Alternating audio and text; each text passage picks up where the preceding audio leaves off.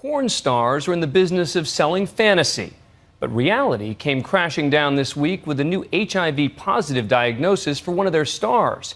And that's leading critics to say it's time to do more to control the industry. It's a health crisis with big bucks and lives at stake. The question, can a business built on appearing raw and spontaneous be regulated with a different kind of restraint? ABC's David Wright first looked at this story in 2011 and continues with the latest. It is a multi-billion-dollar industry. Some say bigger than professional baseball, football, and basketball combined. The question is it safe? Animals have more protection in the making of films than porn performers. How many cases do there have to be before we take it seriously? This week, another adult performer tested positive for the AIDS virus. Adult film actress Cameron Bay, who has worked in the industry since 2010, not even on a regular basis. She tweeted, "I hope everyone is well and unaffected and healthy. I'm still coming to terms with all this, but thanks to everyone showing love, I feel stronger than ever." So far, no other actors she's worked with have tested positive, but the industry has temporarily halted all production as a safeguard. So when you had sex on camera, did you feel like you were playing Russian roulette?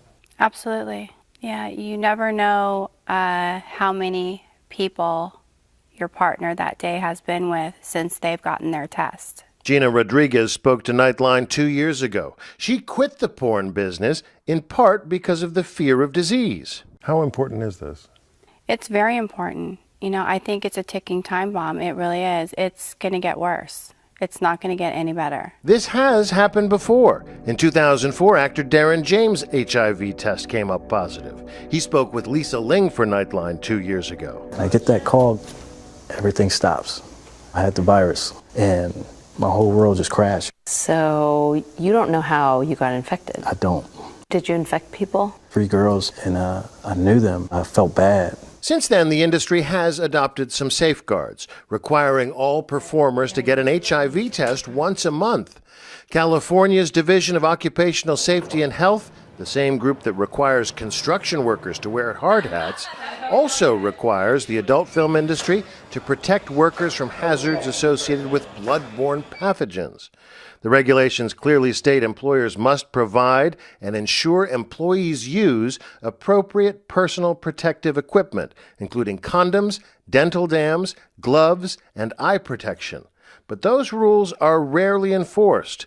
The industry itself has been rigorous about HIV testing, but not about condom use. That may be partly to do with aesthetics. The whole point of the porn industry is to see something raw and to see something really sexual. People should be using condoms in the real life, but when they see it on the screen, they don't really want to see that. And it seems to have everything to do with money. Steve Hirsch, CEO of Vivid Entertainment, one of the biggest porn producers, spoke with Nightline in 2009. The truth is that when people watch adult movies, they're watching it for the fantasy. They don't want to see condoms. Condoms in adult movies just don't sell as well. That's just a fact. They say they won't make as much money with condoms, but they would also like to use 16-year-old girls, and they're not permitted to do that. City and county government don't want to deal with this because it deals with sex, it deals with pornography. That's a really bad excuse for not protecting these young people.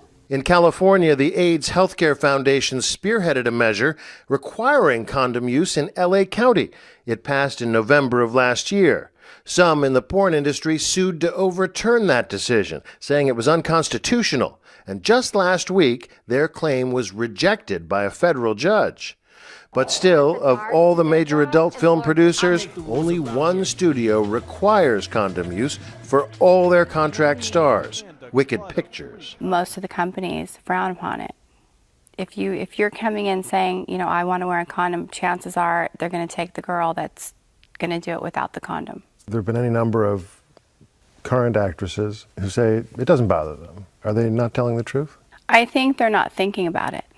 They're thinking about the money and getting work. It isn't just the porn stars at risk. If it's not too rude a question, how many people could you conceivably have sex with in a month? A girl could shoot, 15, 20 times a month. That could be sometimes multiple partners in a scene.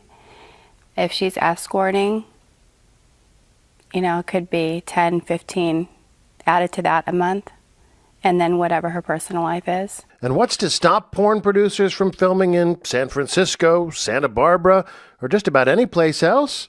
Well, some say the law. Making of pornographic films is considered prostitution in 48 states. So it's only allowed in California and New Hampshire. It gets kind of cold in New Hampshire in the winter. I don't think people would be that anxious to be taking their clothes off in New Hampshire in the winter. But many say the new measure requiring condom use could simply drive production underground. Already, the internet is packed with porn produced on the cheap, with little or no safeguards. Meanwhile, the business just moves right along. It's going to get worse. Gina Rodriguez is thankful she made it out of the business with a clean bill of health. I'm David Wright for Nightline in Los Angeles.